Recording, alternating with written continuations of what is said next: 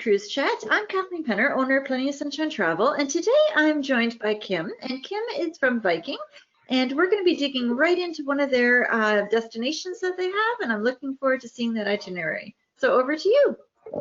Well, thank you.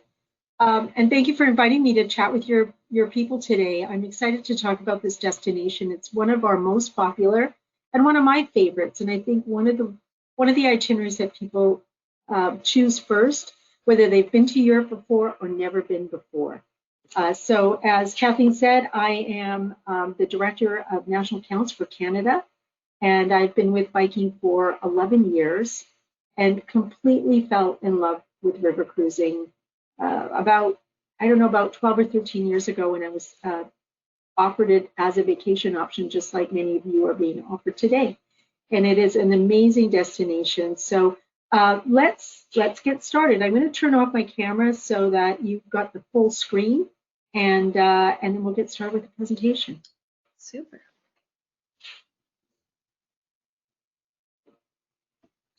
Well, I want to start with just a bit about Viking, because Viking has been in the industry for 23 years. We celebrated our 23rd anniversary on August 5th, and we started in the river cruise industry in 1997.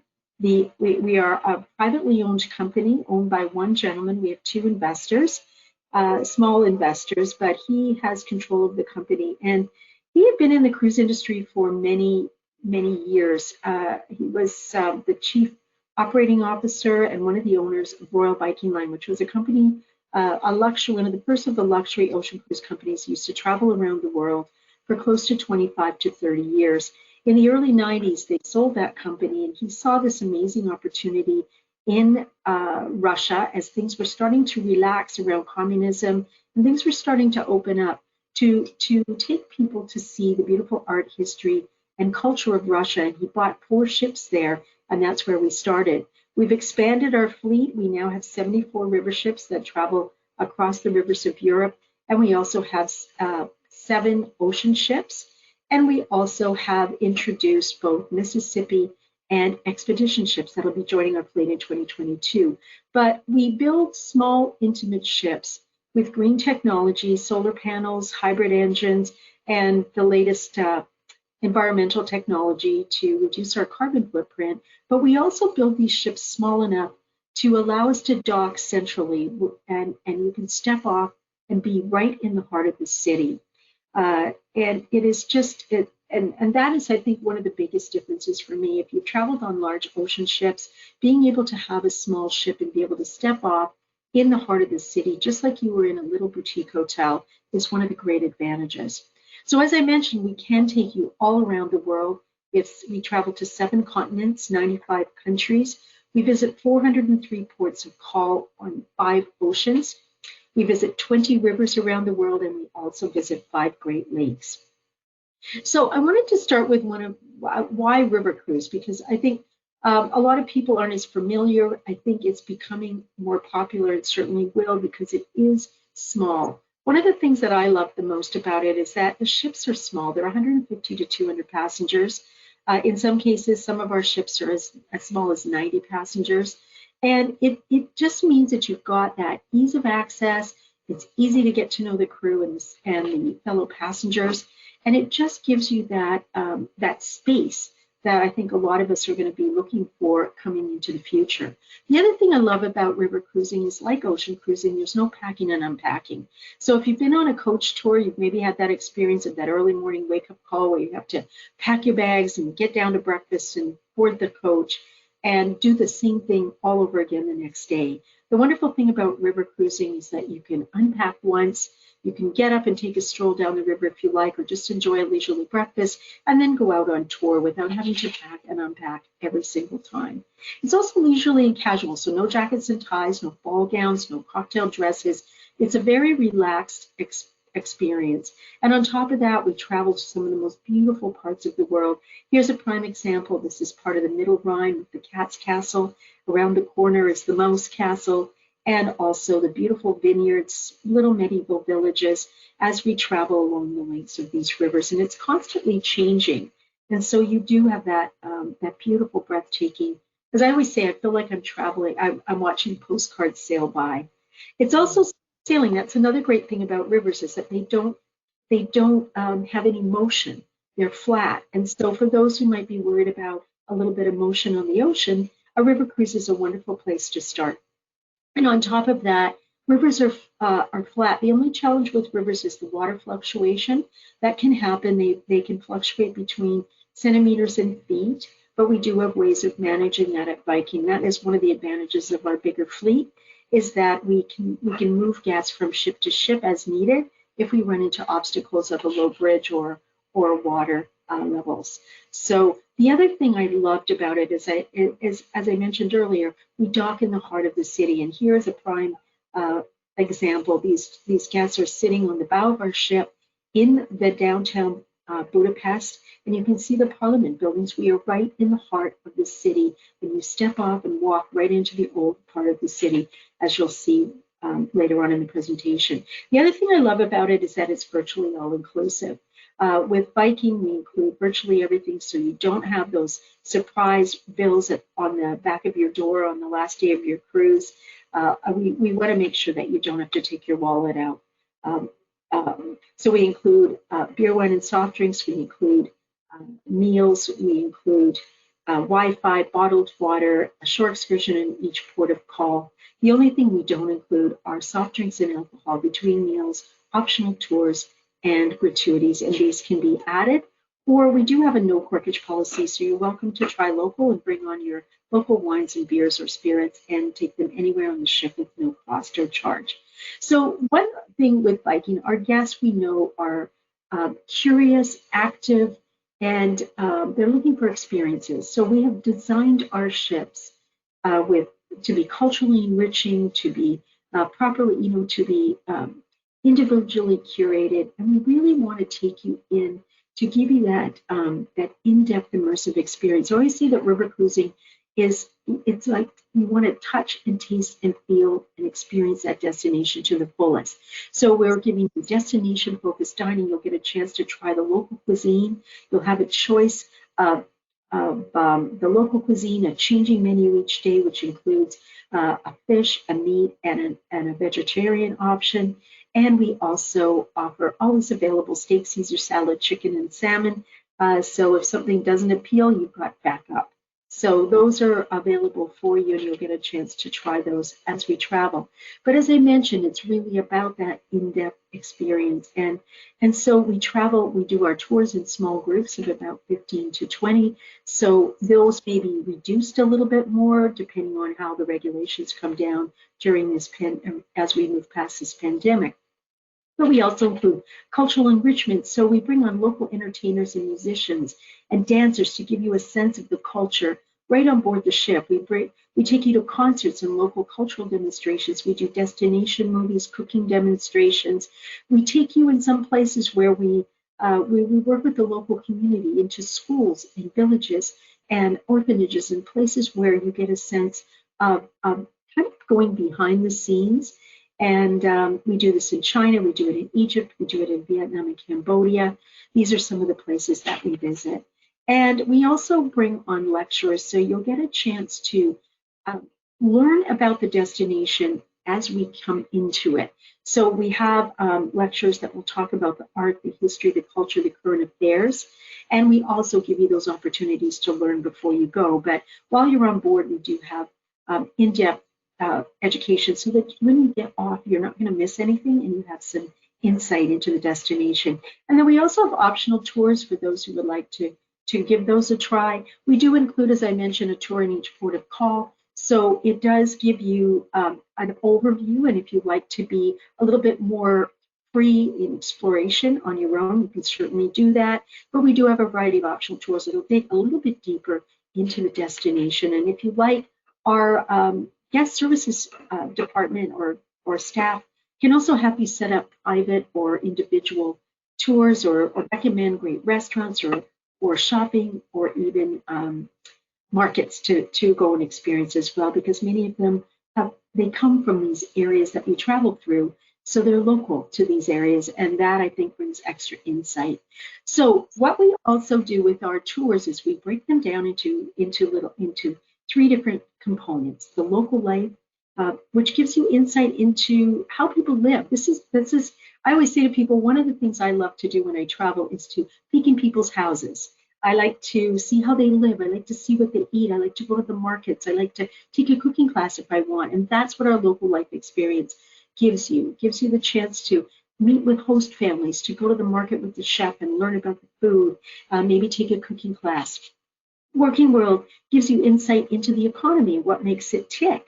So that might be an opportunity to go to the BMW factory or the Mercedes factory as we're traveling along some of these rivers. And then Privileged Access takes you behind the scenes, kind of pulls back the curtain and takes you into places like the Hermitage behind the scenes or the Viennese Boys Choir. So here are some of the experiences you might enjoy. Trying in Cologne a local brew house experience, which is a chance to try the local Kolsch beer, or to go for a dip in the original spa of Budapest, or to visit a cheese farm in Kinderdijk, or to go and see the Viennese Boys Choir. I'm going to talk a little bit more about these as we go through the itinerary. But as I mentioned, these are the things that are included: a short excursion in each port of call, all the meals, multiple dining options, beer, wine, and soft drinks with meals, bottled water, Wi-Fi, in-room entertainment, and you don't have to look for extra costs. We build them all in. We don't have port charges or government fees as an extra cost. So it means that it's a relatively prepaid experience, and you can just relax when you get there and enjoy. So we have these beautiful ships, and I thought you might enjoy a little tour. So take a look.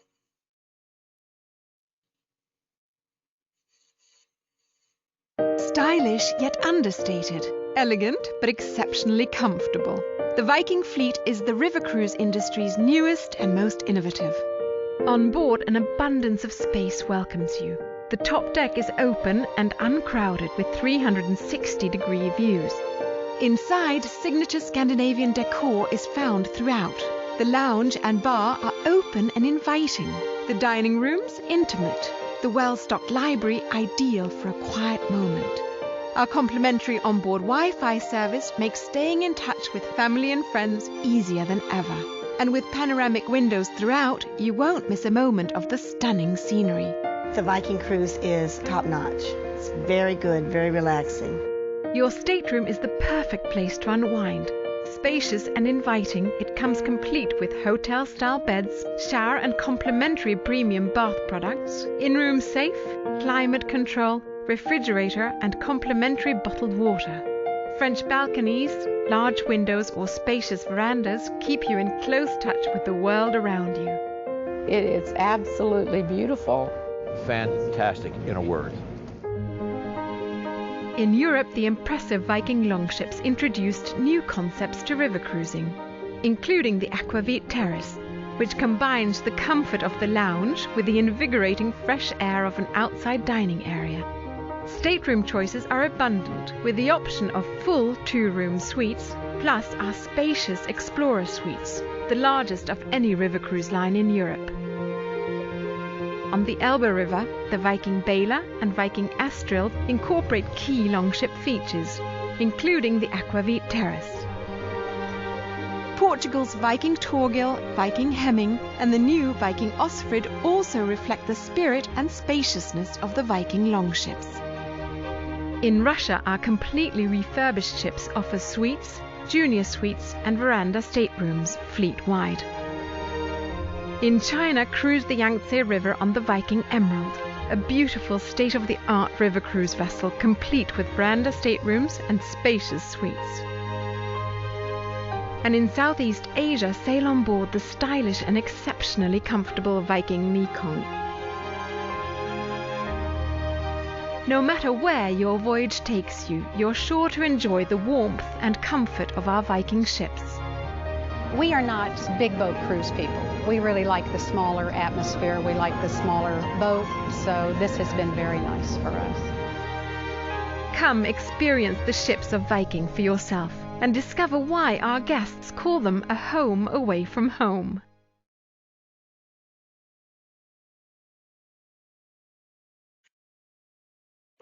Well, I hope you enjoyed that. I always love to see that video because it gives me a sense of what our home, your home away from home is. And can't you just imagine yourself up on that upper deck, enjoying a glass of wine or beer as you're traveling down that beautiful river? It always makes me want to go and travel. Absolutely.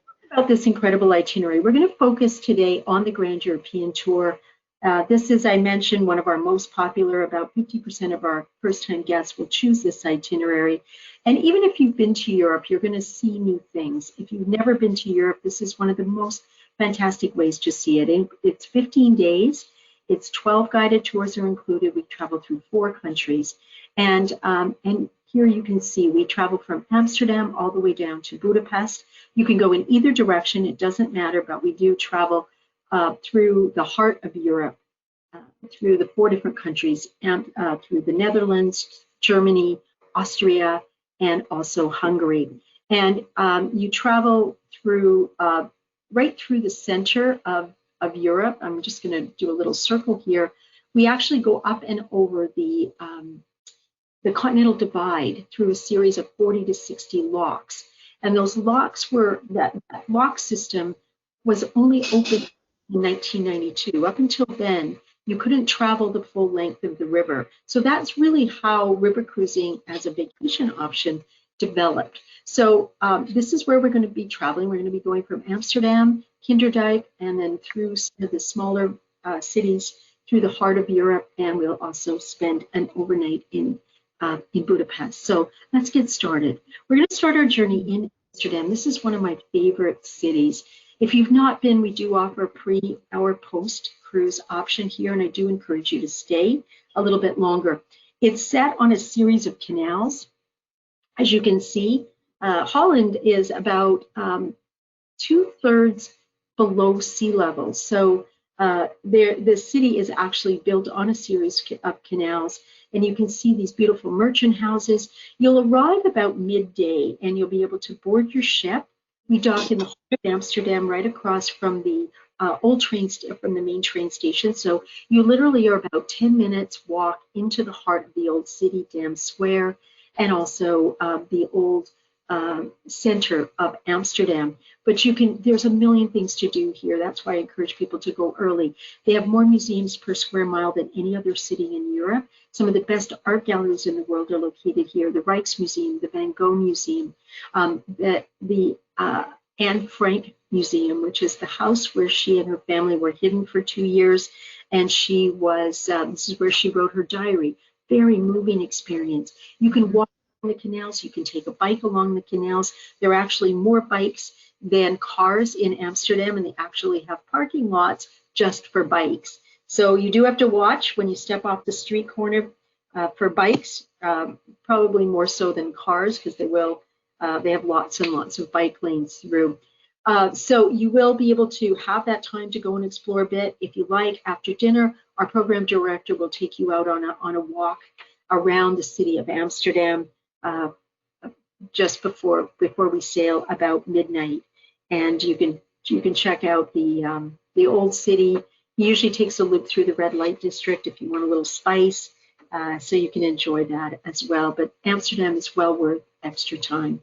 Mm-hmm. From there, sail on to Kinderdijk. Kinderdijk is a World UNESCO Heritage Site, and it has 19 heritage windmills that were built around the 18th century. And these are working windmills. Families can live here for free as long as they maintain, restore, and operate the windmills. There are 2 that are set up as museums, so you can go in and see how compact and efficient the living conditions are. You can take a little canal boat down the center canal. There are towpaths, so you can walk.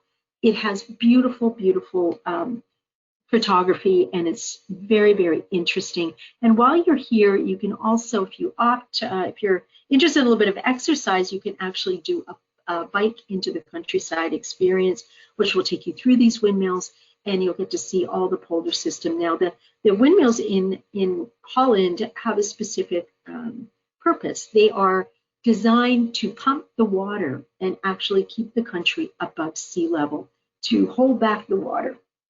So it's you'll learn all about that. And then through the afternoon, we'll sail. If you're interested also in a working world experience, you can go and visit a local cheese farm where the owners raise the cows, they milk the cows, and they create the cheese right there in their farm. So you'll get to see the entire process in a small environment and talk to the family that runs it. It's a fantastic experience that I thoroughly enjoyed. From there, we go on to Cologne, and Cologne is one of my absolute favorite cities. Here you can see where our ship docks, right in the heart of the city. And Cologne is famous for this cathedral called the Dome. It's one of the oldest Gothic and largest Gothic cathedrals in Europe. It's over 1,000 years old, and it has undergone some renovations. It's actually been polished up a little bit more. They've been slowly but surely taking the grime off the outside, and the last time I was there, it was quite beautifully white. But we leave on our tours directly from the ship. So you'll step off onto the quay, and from there, our local guides will meet you, and we'll walk up through the city. It's about, you walk through the old part of the city. You'll see the old Roman ruins. The city is built almost 2,000 years ago on top of a Roman city, and you'll still see some of the remnants of that with some of the archaeological digging that's still going on. But you'll walk up and see this cathedral. Will be traveling inside it. It is a World UNESCO Heritage Site. It dates back to 1248, and it was finally completed in 1880. So it took a very, very long time. It's one of the few buildings in the city that wasn't bombed extensively during the Second World War. Part of it is because it was used as a beacon for the bombers traveling to other cities in Germany. It was kind of a turning point. I was talking to a veteran who came to one of my presentations and shared that information. He was an RAF bomber from a Canadian who was working with the RAF, and he said that they used to use it as their beacon in terms of direction to the various cities like Nuremberg and Munich and all of those when they were on those bombing missions. The old part of the city that you see directly in front of the ship has been restored, and it's filled with little restaurants and bars. So it's really a fun place to do a little pub crawl after dinner. You can do that as part of our brew house optional tour, or you can just go and enjoy it on your own. It's perfectly safe and it's close to the ship. The other thing that Cologne is famous for, and ladies, you might recognize this, Eau de Cologne. The famous fragrance is 4711. It was, they say, was the origination of perfume. So you can go to the museum at the Farina House, and you can learn about it. There's also a chocolate museum here too, if you would like to explore that as well. So we stay here until about 2 in the morning. So there's time to go and enjoy a little bit of the nightlife as well. And it's also one of my favorite places for shopping and shoe shopping in particular. The prices are good and there's a good choice, and it's very close for walking. Start to sail, we'll sail through the beautiful Middle Rhine. Now you saw that photograph in the early part of the presentation of the Cat's Castle. This is one of the castles. There are 40 castles that dot the hillsides and the vineyards and the islands in the Rhine. So we do have an opportunity to visit the Ehrenbreitstein Castle, which is in Koblenz, but you could also go out to visit the Marksburg Castle, which is this one you see. It's one of the oldest castles along the Rhine and one of the few that was never conquered, so it's fully intact. So if you've always wanted to know what it was like to live in a castle, this is a fantastic option. You get to go in, you can see the ballroom, you can see the kitchen with the fireplace that you can cook a whole pig in. You can see the dungeon, the torture equipment. It's fantastic, and it's a great place to take some photographs. From there, we will spend the afternoon traveling along the Rhine, and our guides will tell you all about these castles as we sail past them. So it's fantastic. We'll also visit some of these beautiful medieval villages like Miltenberg, and this is a really prime example. It's one of the most beautiful towns in Germany. You can see the 13th century, 10th to 13th century houses with the timbers, and it is really a gorgeous little place for walking. It's lined with beautiful flowers throughout, little winding cobblestone streets, and it also is home to one of the oldest inns in Germany. So you can try that out. You can check out the local wine store, because this is the heart of the wine growing area of Germany as well. Check out some of the local Franconian vintages. You can stop at the bakery for a pretzel and just enjoy some free time after your tour. It's also, once you come on board, we have a glass blower that joins the ship the glass blowing in this area is quite famous, and you can see how it's done firsthand, and I think you can maybe even shop for some souvenirs if you like. Now we also visit Bamberg, which is a really interesting little town. Bamberg is situated on the Main River, and what makes it unique is this city hall that's located on a tiny little island right smack in the middle of the river, and it also has a beautiful Romanesque style 11th century cathedral, and this is where Emperor Henry II, and Pope Clement II was buried. So you'll be able to walk through the city on tour. One of the things that I loved to do here, and you might enjoy this if you like beer, is to try their very unique smoked beer. I often like to do a beer and bratwurst tour down the rivers of Germany because, well, actually this entire river length, because you've got so many different choices from the lighter beers in the north to the smoked beer here in Bamberg, and then you get into the heavier beers as you get down towards the Czech Republic, and the bratwursts go from tiny little finger size to the big ones you'll find down in Budapest. So it's kind of fun if you like. You can do a wine and chocolate tour or a beer and bratwurst tour as you're going, just to get it into the destination. Then we get to Nuremberg, and Nuremberg has a very interesting history. It is, and we actually, before we get to Nuremberg, we will be doing some scenic cruising through the Main-Danube Canal that travels along the Main River, connecting with the Danube through a series of 16 locks. And it actually takes the ship up almost 1,500 feet, and it goes over the Continental Divide. Through the full length of this cruise, you will pass through almost, I think it's 60 different locks, but this particular stretch was started by Charlemagne in 1793, and it was finally completed in 1992. From there, we get into Nuremberg, and Nuremberg is surrounded by 13th century city walls. Now, the city itself was very badly bombed during the Second World War because it was the center of the rise of the Nazi Party. This is where Hitler used to hold his rallies. He used to hold them on the Zeppelin field, and then he built a Colosseum reminiscent or a replica of the one in Rome, which he never got to use because he ended up going to war before that. But you can see this is the city, this is the old town square by the cathedral within the walls of the old castle. And you can see how badly damaged it was. When they went to rebuild it, they asked the city citizens how they would like the city rebuilt. Would they like it rebuilt in a modern style? And they all said, no, we want it to go back the way it was. They found the old city plans and they recreated the city with old winding streets and rebuilt the castle and the walls, which actually still has a moat around the outside. And you can still see that. But one of the things that, of course, is known for is the World War II history. And in addition to Hitler and the rise of the Nazi Party, it was also where they were put on trial at the Nuremberg trials. So one of the optional tours you can do here is to go to the documentation center in that Colosseum building, which has a lot of the history and the records through the war, but also to go to the site of the trial, and the recreation of that is incredibly emotional. Anybody I've talked to that's done it has told me it was one of the most moving things they've done. One lady said to me, I have only one piece of advice, and I said, what was that? And she said, take a box of Kleenex. So I didn't get a chance to do it on my last trip, but it's definitely on my list, and you'll get a chance to see this if you choose to. From there, we go on to Regensburg, and Regensburg is the home of Pope Benedict, the previous pope to the one that's in power now.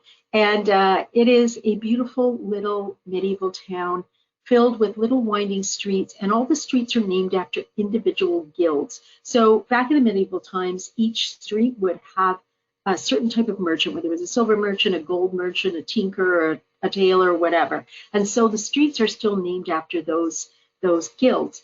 It is a lovely old town to walk through. So it's a World UNESCO site. It's one of the best preserved medieval cities, and You'll see the oldest bridge in Germany is the 12th century stone bridge that you see there going into the town gates. One of the things that you can do is to, we'll do a city tour that will take you through the city, and you'll see some of these great spots.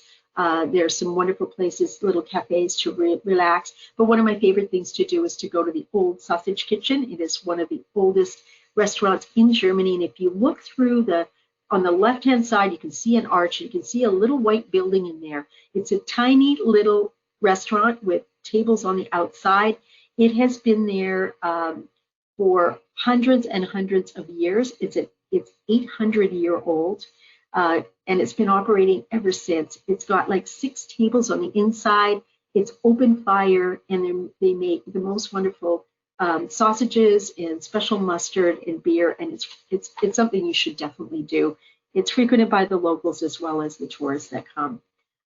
We also visit Passau. Passau is the last city along the river. It's right on the border between Germany and Austria. And in fact, last time I was there, I took a bike trip, and we actually biked up one side of the river, and we crossed over the bridge into Austria and biked down the other side, and then came back into Passau. So you can certainly do that. We do offer a variety of active experiences. So if you'd like to bike or kayak or hike, we do have experiences along a variety of these rivers. One of the things I did here was to go and do a little bit of biking, but there's other things you can do. Passau is an interesting city because it's at the convergence of 3 rivers, the Ill, the Inns, and the Danube. And they say that, and they actually track the high water marks here in Passau. So if you go to the city hall, you will see the marks over the centuries. The highest in 600 years was 2013, when the water was up to about the 3rd story. See where that pink building is? See where the white ends? That's how high the water was in 2013. Wow. It's crazy. But then and you can see it. Passau is also known for this beautiful cathedral, and inside the cathedral is the largest pipe organ in the world, or in Western Europe. And so we do a concert for our guests. We'll be able to go in and enjoy this. And I'll tell you something, even if you don't like organ music, go, because the church itself is magnificent, but the sound in the cathedral is fantastic, and you can just feel it going right through your body. It's well worth it. If you don't like organ music, sit near the door and you can escape, but I promise you probably won't want to. It is fantastic. Great city to explore, and also nice for a little bit of shopping. If you would like, we also do an optional tour to Salzburg in the afternoon. So if you would like to, or a full day trip out to Salzburg. So if you're interested in seeing where The Sound of Music was filmed, to see the beautiful World UNESCO site of Salzburg, you can do that. It's the birthplace of Mozart. And there's a wonderful castle above the city as well. So you've got some options here, but even if you just spent the time in Passau, which is what I love to do, I usually have lunch. It's a fantastic city to walk around and explore. From there, we start to sail through Austria, and one of our stops is Melk. Melk is known for this 900-year-old Benedictine abbey. It was burnt down. It was originally built of wood. It was burnt down and was rebuilt in this beautiful Baroque style. It is the interior is absolutely breathtaking. It is, as you can see, the paintings, the frescoes. This is actually painted, this ceiling that goes up, and it gives you that sense. It is a spiral staircase, but it's just so beautiful. It also has a library that dates back 900 years with handwritten manuscripts by the monks. It's absolutely fantastic. It has a beautiful ornamental classical garden. And it's actually still a working abbey. So it's funny because this is actually a monastery. It's monks as opposed to nuns. In Germany, call a convent is they call a monastery. It's reversed anyway, if that's going right out of my head. Yeah. But it's just a fantastic place. From there, we'll start to sail along the Wachau Valley, and the Wachau Valley is is the castle area and the wine growing area of Austria. And you see these beautiful little villages as you travel.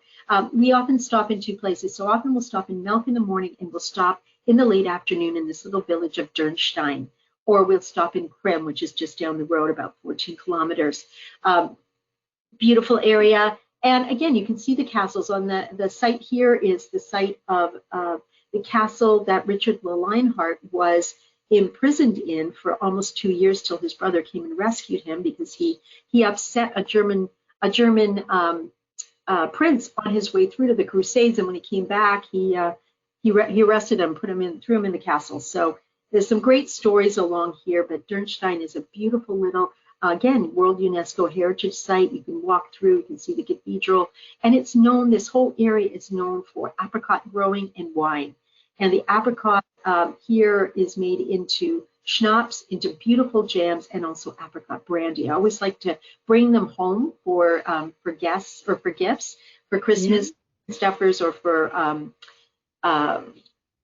hostess gifts. So I encourage you to do that if you like. You can also try some of the brandy and take it back to the ship and enjoy it on board.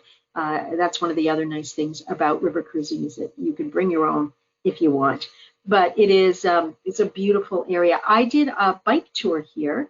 You can just sail through this area and enjoy the view and listen to the guides, or there's some other options. It's about about 30 kilometers by bike, and they use e-bikes, so you don't have to worry about pedaling too hard. But there's a lot of wonderful things. If you want to get out and actually see the countryside, you can do that with biking as well. And then we get to my favorite city in all of Europe, which is Vienna. Mm-hmm. I love Vienna. Vienna to me is as beautiful as Paris, but smaller and friendlier. It has that incredible architecture. Vienna was the center of the Austro-Hungarian Empire. It shared the capital with Budapest, but it was the main center. And there is the beautiful Hofburg Palace that you're seeing here. Just in front of that sculpture or statue is the archaeological site of the original Roman city. And so you can see that. And then the castle, the palace itself, spreads about 6 blocks, and it was under 6 different emperors, so different architectural styles as you go through. No one lives there anymore. It is now occupied by beautiful museums and art galleries, but also the Viennese Boys Choir lives here, as does the Lipizan Stallion. So you'll have a chance to see this. We do stay overnight, so we spend 2 days here. So there's lots to see and do in this beautiful city. You can enjoy a Strauss and Mozart concert. It's an optional tour. We take you to one of the beautiful old palaces and have an exclusive concert with opera and dance and music. It's fantastic. You will see and listen to Mozart throughout the city. You can go and enjoy something I did also when I was there, because I had done the concert before. I went out to try a local experience and did a Hurrigan evening, and that is going out to the local wineries that surround the outskirts of the city. All of the wine, most of the wine that's consumed in Vienna is grown within the city limits. And they have these little wineries all around the outside edge of the city where you can go, and all the locals go. You get to try the different wines. There's food, there's music. It was so much fun, and it was very local. And it was the highlights of the last trip that I did to Vienna. But I just love everything about Vienna. I love the beautiful pastries and all the things that you'll see there. If you like food, you can try the Wiener Schnitzel. But one of my favorite things to do is to go and sit in the cafes and really become Viennese. So I thought you might enjoy this. Yeah. My dad was born actually just outside of Vienna, so touring there is something that's been on my list for years and years. I think it'd be great to go back and see it. Yeah. Oh, it's so amazing. And so enjoy this little taste of the coffee culture in Vienna. Mm-hmm.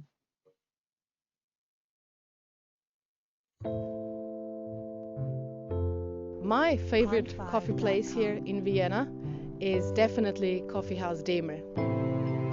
When you're born Viennese, you do have coffee in your veins. Trust me, I have been in there a million times.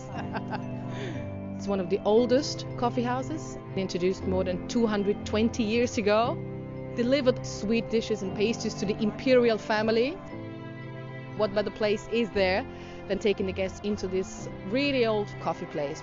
People love it. For Viennese people, it is part of lifestyle to go into a coffee house every day. It's like the second living room. You start going there with your grandma, with your mother, after dancing lessons. Of course, I'd like to get my guests to feel a little bit of this lifestyle, to feel a little bit like I do. It's just fun. There's just nothing better than that. My name is Petra. I'm a tour guide with Viking River Cruises.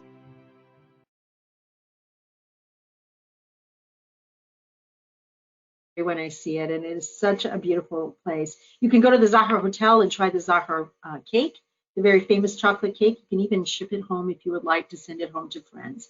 From there, we sail into beautiful Budapest, and this is a picture taken from the Fisherman's Bastion, which is on the Buda side of the city. It's split by the Danube River. It was actually originally 3 cities that all came together, Óbuda, Buda, and Pest.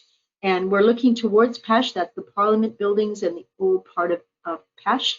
And we're in the Castle District looking down from the Buda Castle. And it's a fantastic, beautiful place to explore with tons and tons to see and do. We arrive at night, so you'll get a chance to see the city lit up. It's a fairyland. I'll show you a picture in a minute, but it is absolutely breathtaking. So we do a city tour here the next day. You've got options to go and see the Hero Square, Andrassy Uta, which is the main beautiful boulevard. Go and visit the market here, the Great Market Hall. If you want to do some souvenir shopping, or you just want to try some of the local food, you can do that here as well. It is it's a fantastic place to explore. You can go up into the upper floor, which is filled with the embroidery and the leather goods. And also, one of the things that I always stop and bring home is paprika. The paprika is beautifully wrapped in little gift packages, so you can bring it home, and it makes another really great gift. So I usually stock up on the paprika because this is where it comes from. It actually comes from Kalasha, which is just outside of Budapest. So a lot of it is grown there. So great thing to do. And then here you've got that beautiful view of Budapest. Lots of things to see and do. You can take a bike tour, which I've done. I've gone to see some of the great museums here. You can go shopping with the chef and learn about the food. And in the evening, we do a Hungarian dinner and we bring on local entertainment, so you get a chance to enjoy the wonderful Hungarian music. So it gives you a sense of what we do here in Hungary and on the Grand European. Now, as I mentioned, you can extend, so I do recommend an extra stay in Amsterdam if you're going. You can also go and do The Hague, which is the capital, and also Amsterdam. We do Budapest for an extra 2 nights, which I do recommend if you haven't had the time, or you can go to Prague for 3 nights, which a lot of people enjoy. Prague is a beautiful city, old, restored, and absolutely beautiful. So I just wanted to quickly touch on some of our other destinations. I'm not going to go in depth, but we're running close to time, but I wanted to just give you some highlights. If you've already done that particular itinerary, there may be some other places for you to see. We do France's Finest, which is a combination of 2 8-day itineraries, one that travels from Paris up to the beaches of Normandy, visiting Giverny, the home of Claude Monet, Rouen, which is where Joan of Arc was condemned and burned at the stake, and also and then of course the Normandy beaches, which is where both the British, the Canadians, and the Americans landed in the first wave of liberation of France. And then onward down, we travel by train from Paris down to Lyon, which is the heart of the Beaujolais and Burgundy area, and you'll get a chance to travel through Provence, see some of the incredible Roman ruins, taste some of the wine, and learn about this particular area. If you like food and wine, we also go to Bordeaux. And this is Chateaux, Rivers, and Wines. You can extend into the Loire Valley, or you can go to Paris.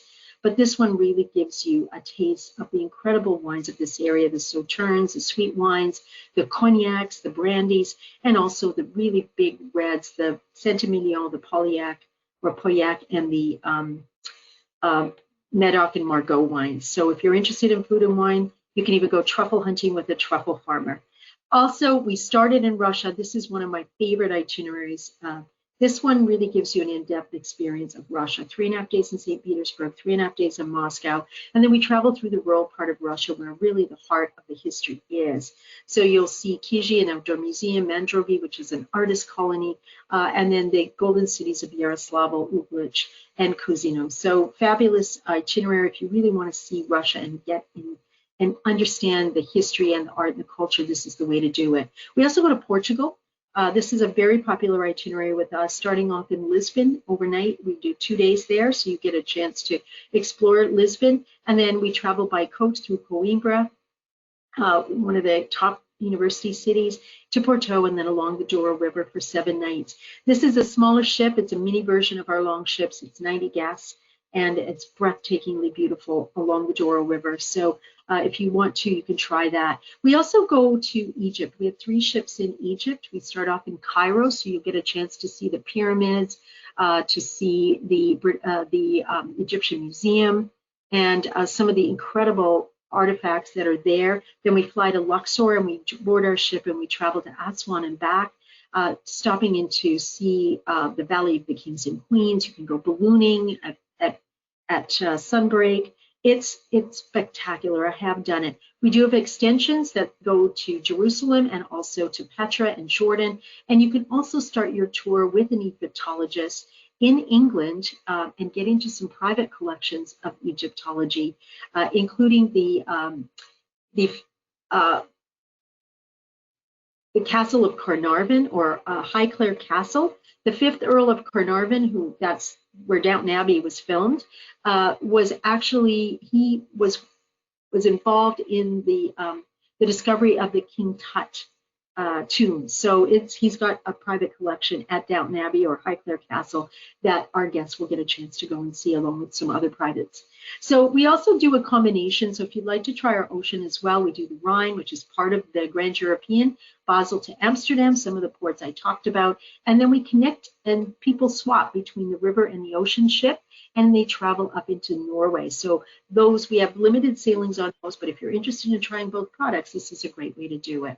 So you get the best of both worlds that way. Sorry?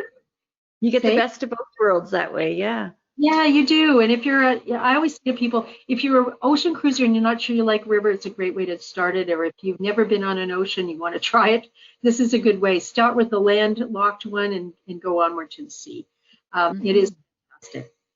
Now, we know you are thinking people, you're curious travelers, and we do give you lots of ways to study and learn before you go, including these great presentations. So I wanted to share just some stories or some books with you.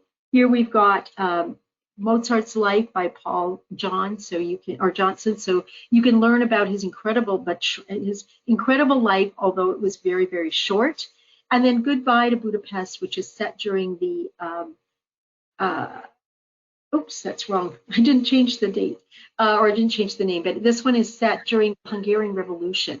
And so it's a fascinating story. It is about the uprising in 1956. So guests may find that an interesting to watch. And then, of course, we've got some movies. If you're looking to explore, we've got The Sound of Music, which all of us love and I'm sure can sing along to. And The Woman in Gold, which was Helen Mirren and Ryan Reynolds, that tells the story of the lost Klimt painting and how it was stolen by the Nazis and it was eventually returned to the family. It's a fantastic story. It's the search for it. It really is amazing. So if you're looking to do a little bit of armchair travel, there's some suggestions for you. We also have our incredible Viking TV. So if you haven't explored this and you want to learn a bit more about what we do on our ships, we've got our behind the scenes with the museums.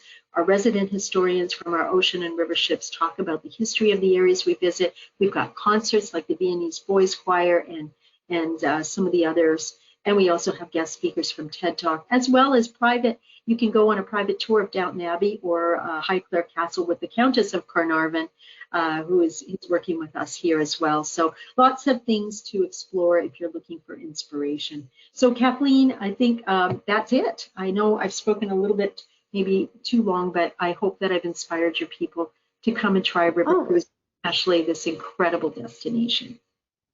Yeah, it was great. It was really nice to see all the different destinations that you have and all the things that get offered there. So that's Yeah. awesome. Yeah. Well, Yeah, it good. was really nice. I really like, you're staying in Cologne till 2 a.m. So you can really explore and to see the nightlife as opposed to having to leave at, 3, 4 o'clock and quickly, sail over to the next port. You're so close. That is great that you can stay there longer, and that's awesome. That's one of the nice things about river cruising is that we aren't in that rush that you are on an ocean ship where you have to leave by or 5 o'clock in the afternoon. What I love about this is that we do have those options to stay overnight like we do in Vienna, to stay late in places like Amsterdam and Cologne. And sometimes we'll visit 2 little places along the way too, which gives you multiple ports. So it's really wonderful. Yes, and I thank you so much for showing us all that great information today, and I look forward to booking everybody on that great itinerary. It's awesome. Thank you so much. You're very welcome. Thank you. Hey everyone, I hope you enjoyed this week's cruise chat with Viking Cruises. I really enjoyed learning all about that great itinerary that they had. I think it's fabulous how they stay in the port super, super late so that you get a chance to really explore the area. And I personally like to travel like a traveler, not a tourist, to travel like a local, more like it. And I think that they really help you do that with Viking. It's just great. And if you had any questions or you would like to book one of these itineraries, feel free to reach out to me. I'm going to put a link in the bottom to my show notes page. And on that page, you will find all the highlights as well as contact information on how to get a hold of me. So there's going to be highlights from this recording, all the slides that are there in case you went a little bit too fast, and also a way to get a hold of me through that as well. Or just leave a message on this YouTube video, and I'll be glad to answer any questions. Next week, we're going to be meeting with Regent Seven Seas, and Regent Seven Seas is a ocean-going vessel.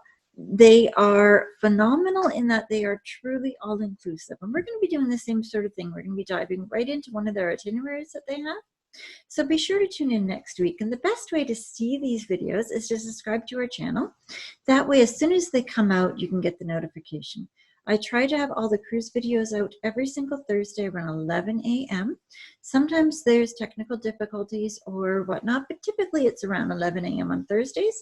And all of our destination-focused episodes come out every Friday. So make sure that you check all the past episodes.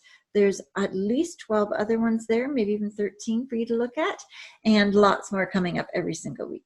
So be sure to check all that out. I look forward to sailing with you all on our group cruises. And if you'd like information on those, check those out on my my website as well, plentyofsunshinetravel.com. And we'll see you all next week. Goodbye.